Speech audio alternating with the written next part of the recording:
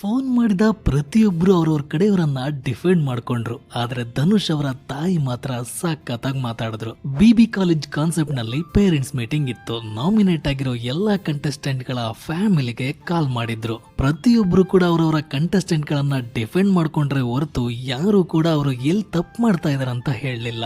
ಇದರಿಂದ ಕಂಟೆಸ್ಟೆಂಟ್ ಗಳ ಮನಸ್ಸಿನಲ್ಲಿ ನಾವು ಮಾಡ್ತಾ ಇರೋದೇ ಸರಿ ಅಂತ ಅನ್ಸಿರುತ್ತೆ. ಸ್ವಲ್ಪ ಅವ್ರಿಗೆ ಎಚ್ಚರಿಕೆ ಕೊಡೋಕೆ ಇದೊಂದು ಒಳ್ಳೆ ಅವಕಾಶ ಆಗಿತ್ತು ಅವರ ಫ್ಯಾಮಿಲಿಗೆ. ಇದರಿಂದ ರಘು ಅವ್ರಿಗೂ ಕೂಡ ಅವ್ರ ಹತ್ರ ಏನ್ ಮಾತಾಡ್ಬೇಕು ಅಂತ ಗೊತ್ತಾಗ್ಲಿಲ್ಲ. ಆದ್ರೆ ಧನುಷ್ ಅವರ ತಾಯಿ ಮಾತ್ರ ಎಲ್ಲಾ ಕಡೆ ಚೆನ್ನಾಗಿ ಮಾತಾಡ್ಬೇಕು ಮತ್ತೆ ಜಾಸ್ತಿ ಮಾತಾಡ್ಬೇಕು ಅಂತ ಮಗನಿಗೆ ಹೇಳಿದ್ರು. ಇದು ಧನುಷ್ ಅವರ ಗೇಮ್ಗೆ ಖಂಡಿತ ಯೂಸ್ ಆಗತ್ತೆ ಅಂತ ಅನ್ಕೊಂಡಿದ್ದೀನಿ. ಧನುಷ್ ಒಳ್ಳೆ ವ್ಯಕ್ತಿ ಅಂತ ಅನ್ನಿಸ್ತಾರೆ. ಯಾರ ಹತ್ರನೂ ಸುಮ್ನೆ ಜಗಳ ಮಾಡಲ್ಲ. ಅವರ ಟೈಮ್ ಬಂದಾಗ ಮಾತಾಡ್ತಾರೆ ಮತ್ತೆ ಗೇಮ್ ನ ಆಡ್ತಾರೆ. ಆದ್ರೆ ಅದು ಬಿಗ್ ಬಾಸ್ ಮನೆಗೆ ಸಾಕಾಗ್ತಿಲ್ಲ. ತಾಯಿ ಮಾತನ್ನ ಸೀರಿಯಸ್ ಆಗಿ ತಗೊಂಡು ಆಟ ಆಡಿದ್ರೆ ಧನುಷ್ ಅವರು ಫಿನಾಲೆವರೆಗೂ ಇರ್ತಾರೆ. ರಘು ಅವರು ಹೊರಗ್ ಬಂದಾಗ ರಾಶಿಕಾ ಮತ್ತೆ ರಘು ನಡುವೆ ಒಂದು ಜಗಳ ನಡೆಯುತ್ತೆ. ಆ ಜಗಳಕ್ಕೆ ಅರ್ಥನೇ ಇರ್ಲಿಲ್ಲ. ರಾಶಿಕಾ ಅವರು ಸುಮ್ನೆ ಜಗಳ ಆಡಿದ್ರು ಅಂತ ಅನ್ನಿಸ್ತು. ಇದು ನನ್ನ ವೈಯಕ್ತಿಕ ಅಭಿಪ್ರಾಯ. ನಿಮ್ಗೇನು ಅನ್ನಿಸ್ತು ಅನ್ನೋದನ್ನ ಕಮೆಂಟ್ ಸೆಕ್ಷನ್ ಅಲ್ಲಿ ತಿಳಿಸಿ.